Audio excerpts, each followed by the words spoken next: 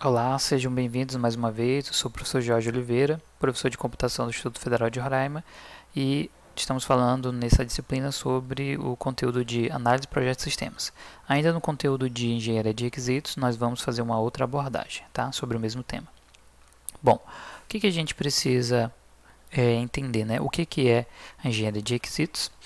Então, ele é um dos primeiros passos, né, no processo de desenvolvimento de sistemas, onde você está fazendo o levantamento, fazendo a construção do sistema, e você se preocupa especificamente em relação a quais as funcionalidades que aquele sistema vai ter. Para isso, nós temos a chamada engenharia de requisitos, né? Ela é, novamente, um ramo da engenharia de software que se preocupa com todo o processo de descobrir, analisar, documentar, verificar as funcionalidades. Então, ela se preocupa desde o momento em fazer esse levantamento, ir a campo, buscar quais requisitos, quais funcionalidades deverão ser implementadas durante todo o processo, até a documentação e a verificação se essas funcionalidades estão realmente sendo implantadas e de maneira correta, tá certo? O que a gente precisa entender, né, quando a gente fala em requisitos? A gente tem que associar os requisitos com principalmente a questão de funcionalidades, tá? Ações do sistema.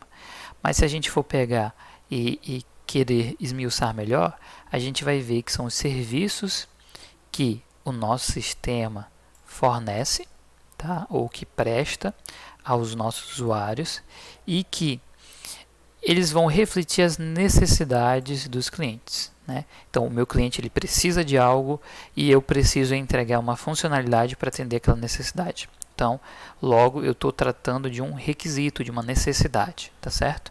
E aí ela vai se transformar em uma funcionalidade, em uma ação do sistema, algo que o sistema irá executar, irá fazer, tá bom?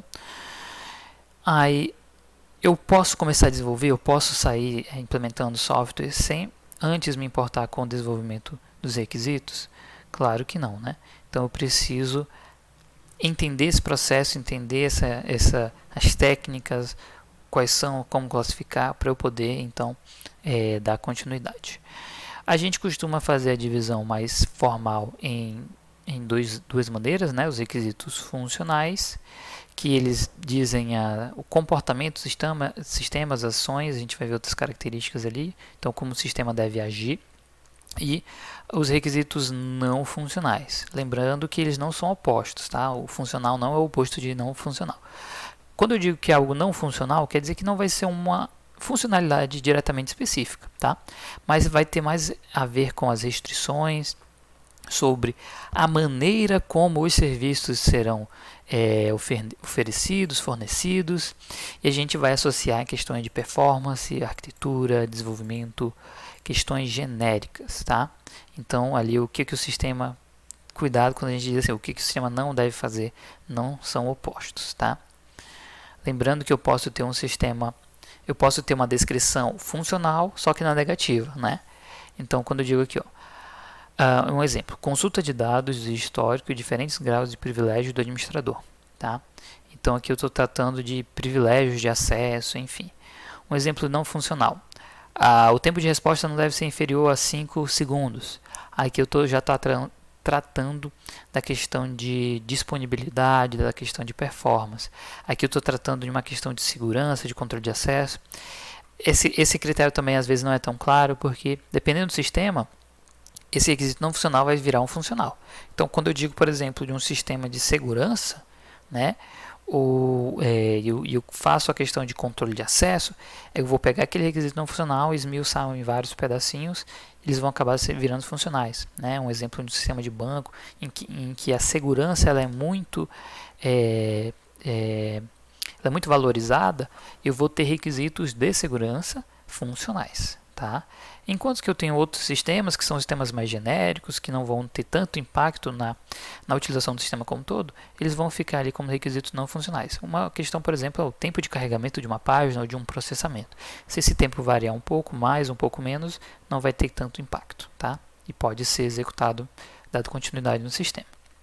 Quais são as principais diferenças aqui? A gente vai ver que os requisitos funcionais eles são mandatórios. O sistema deve fazer ou então ele não deve fazer tal coisa. A gente consegue implementar com os casos de uso, que é um outro componente que a gente vai estudar. Eles tratam da funcionalidade do produto, são mais fáceis de descobrir, estão associados a um verbo e uma ação, né, que juntamente com um pronome ali de algo que deve fazer, consultar histórico de clientes, calcular o imposto de renda, enfim, a gente tem esses verbos e uma ação e uma especificação do que é. E eles estão atrelados ali ao negócio, né, que a gente vai utilizar.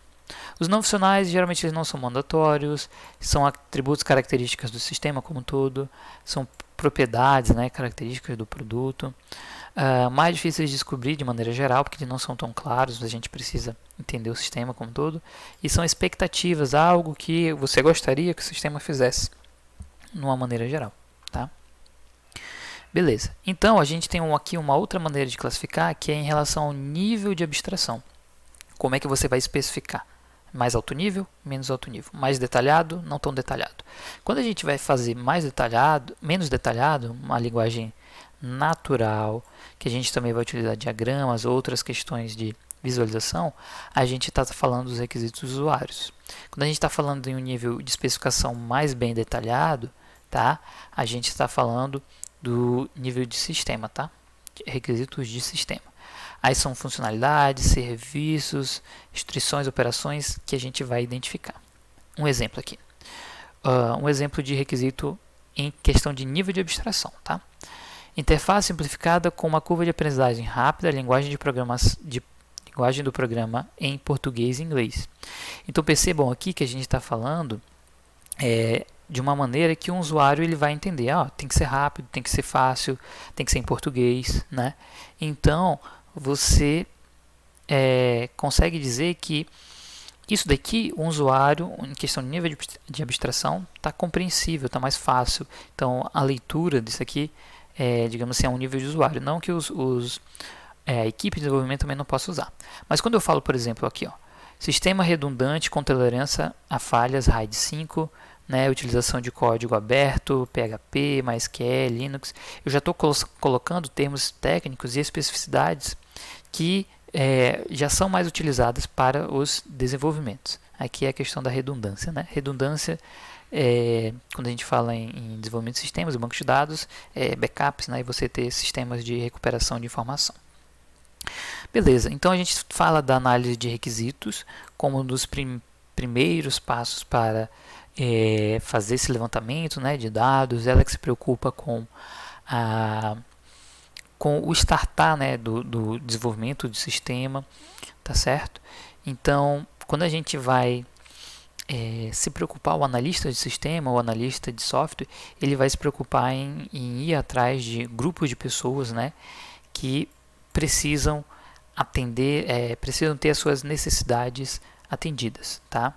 Então ele vai lá atrás, entra em contato com o cliente, com os stakeholders, né? Que é a palavrinha que a gente vai ver aqui na frente do significado. Então um dos mitos é que os requisitos eles se modificam continuamente. Isso é verdade. Mas as mudanças podem ser facilmente acomodadas porque o software é flexível. E isso a gente já viu que não é verdade, né? Quanto mais tarde a gente fizer as alterações, mais impactante, mais custoso é para a gente adaptar o sistema. Então, quando a gente fizer isso antes, quando a gente fizer ainda numa fase de levantamento de requisitos, onde a gente não tem o software implementado, onde a documentação já não está definida, não temos tantas reuniões, a gente ainda está no nível de formulação de projetos, a gente consegue adequar melhor essas mudanças. Então, o impacto ele varia de acordo com o tempo, né?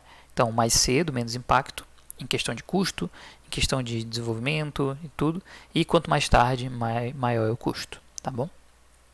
Então a gente vê que a definição de requisitos é uma fase que acontece lá no início, né, segundo esse modelo tradicional aqui em V, né, do Somerville. Tá? E depois vem as fases de desenvolvimento, integração, testes, evolução e atualização. Tá bom? Stakeholders, que é uma palavrinha muito comum nessa parte de desenvolvimento de projetos e engenharia de software, que a gente vai dizer que são as partes interessadas. Tá? Então, as partes interessadas são todos aqueles que são envolvidos dentro do processo de desenvolvimento de software e que precisam ou que vão ter algum impacto, né? Seja de maneira direta ou indireta. Se eu, de repente, tenho que um software ele vai tratar, por exemplo, de recursos humanos, em que eu vou atingir diversas classes ali dos membros da minha empresa, vai ser todas as pessoas envolvidas, eu vou precisar fazer cálculos de salário, vou precisar fazer cálculo de aposentadoria, de férias, contabilização. Eu vou ver quem são os envolvidos naquele processo para que eu possa implementar esse sistema, tá? Então, de repente, é o pessoal da contabilidade, é o pessoal de recursos humanos, administração, é a diretoria que vai ter acesso aos relatórios. Então, eu vou verificando quem são os interessados, tá bom? Quem são as pessoas que vão mexer no sistema, quem são as pessoas que vão receber relatórios, quem são as pessoas que precisam dar algum grau de satisfação na hora de colher requisitos e na hora de testar o sistema, e eu vou me preocupar nisso daí. De repente, a pessoa lá da portaria que faz a recepção não é um stakeholder, né? Não é um possível stakeholder, porque não vai atingir ele diretamente.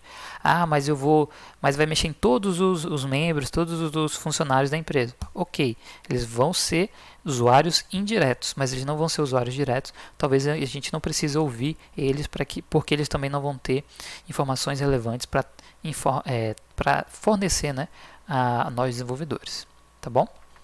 Então a gente sabe que é difícil estabelecer ali o que o sistema deve fazer, ainda mais todo o processo no início, né? Aí um exemplo aí, pesquisa revela indecisão. Então às vezes o usuário não sabe o que quer, não tem contato, não tem experiência com o desenvolvimento do sistema e cabe a nós desenvolvedores facilitar esse processo, tá bom? Entendido isso um pouco, né, dos tipos de requisitos, como eles são classificados, vamos aqui ver alguns exemplos e fazer uma prática, tá?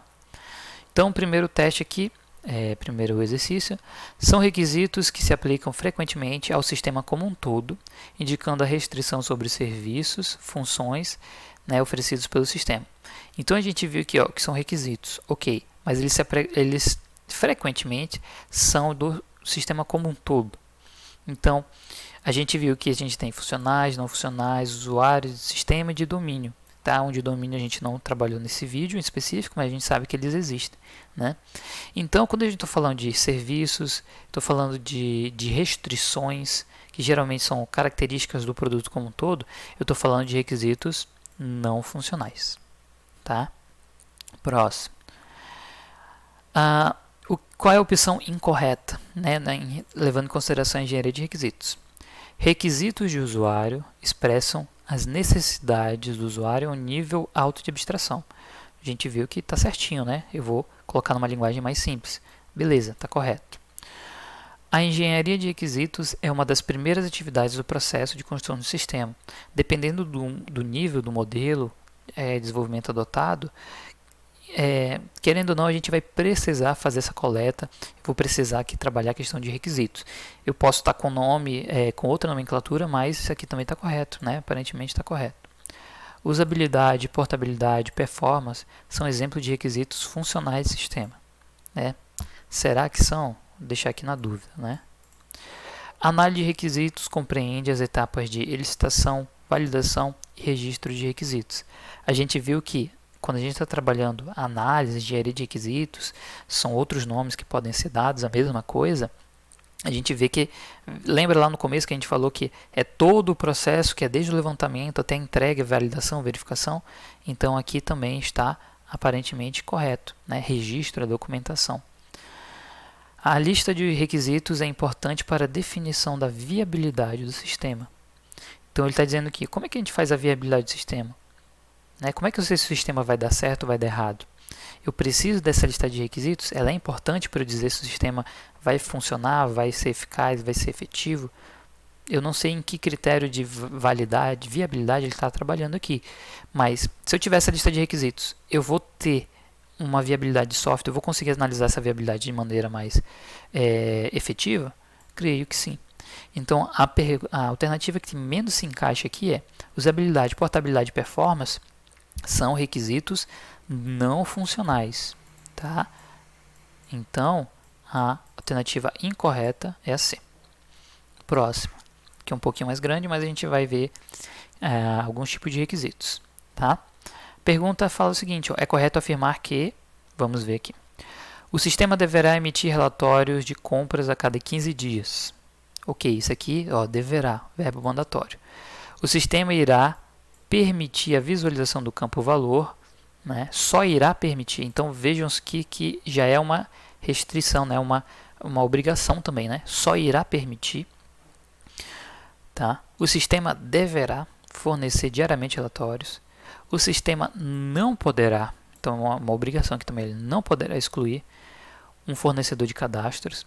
O sistema não permitirá acesso a registros após as 17 horas. Uma questão de segurança aqui, mas enfim. Vamos ver aqui as opções.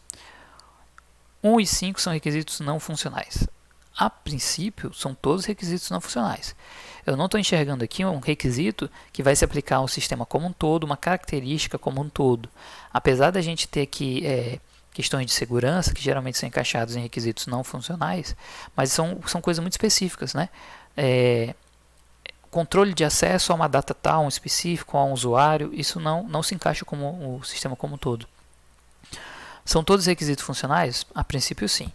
Somente o requisito 5 é não funcional? Não. 1 e 5 são requisitos funcionais, 2 e 3? Não. São todos requisitos não funcionais? Não. Então, aqui, a princípio, são todos requisitos funcionais. São obrigações, são delimitações, são mandatórios, tá? Não vejo aqui característica do sistema como um todo. Por último, a gente tem aqui também para a gente fazer uma análise, né? São requisitos funcionais os itens. Vamos ver quais são os requisitos funcionais. O sistema deve fornecer telas apropriadas para o usuário ler os documentos, né, no repositório de documentos. Isso daqui, de tela apropriada, parece que é uma questão de usabilidade, tá bom? Mas vamos aguardar aqui. Pode ser, como ele é muito específico, na tela, no repositório de documentos, pode ser um requisito funcional. Veja que não é tão claro dizer o que é não funcional, o que é funcional.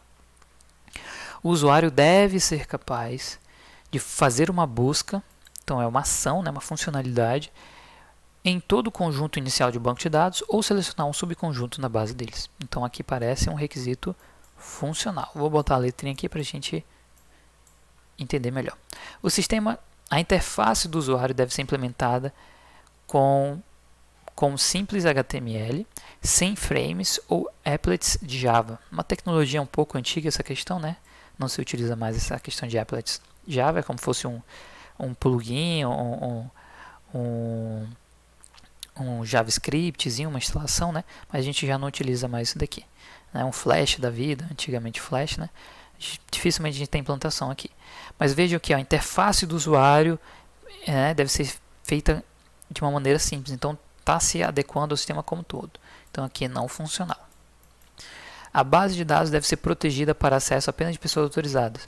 Aqui a gente também não está definindo, né, quais são as pessoas, os critérios, e isso aqui geralmente é uma questão de segurança. Segurança é não funcional. Tá? Vejam que aqui, ó, essas telas aqui, apesar de elas parecerem de usabilidade, né, que seria algo não funcional, mas elas estão sendo muito específicas, ó, em relação a onde elas devem ser implementadas. Então, isso aqui acaba entrando como requisito funcional. Então, são requisitos funcionais os itens 1 e 2. Tá certo? Só para a gente fazer alguns testes, fazer algumas comparações aqui, exemplos, tá? De como a gente utiliza os requisitos, faz a classificação deles. Muito obrigado por ter assistido até aqui e até a próxima.